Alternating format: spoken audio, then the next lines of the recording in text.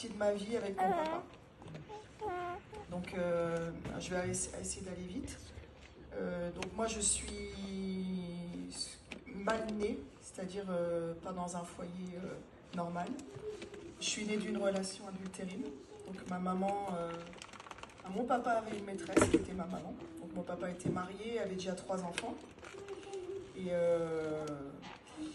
donc, il aurait aimé avoir ces 2 femmes avec lui, mais ma mère n'a pas souhaité cette vie-là, donc elle est partie.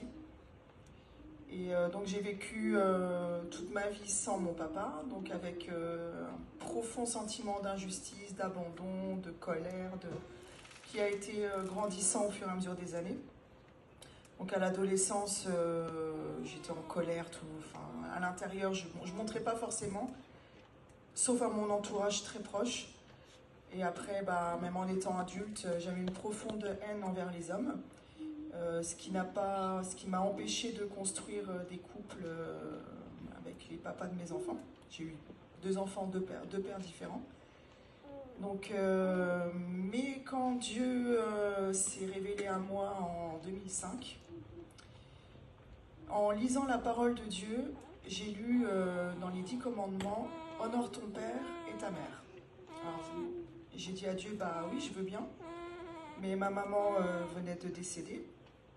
Mon père, je dis à Dieu, mon père, je ne le connais pas. Et dans mon cœur, instantanément, le pardon est venu.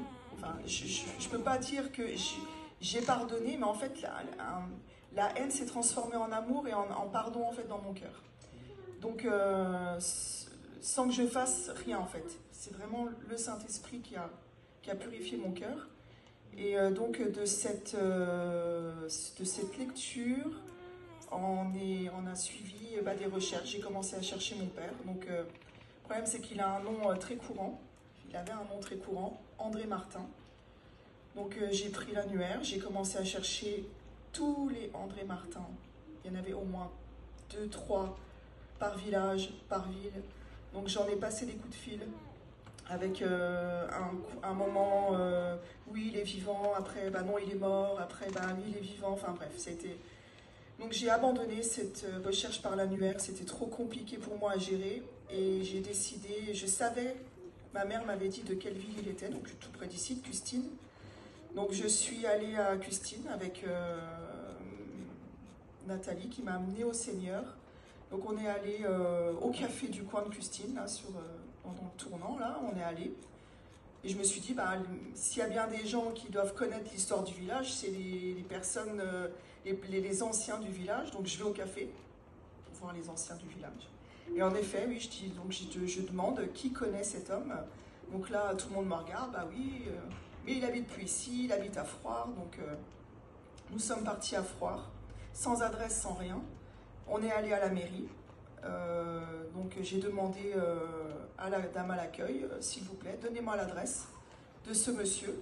Donc là, elle me regarde, elle me dit, on ne donne pas les adresses comme ça des gens.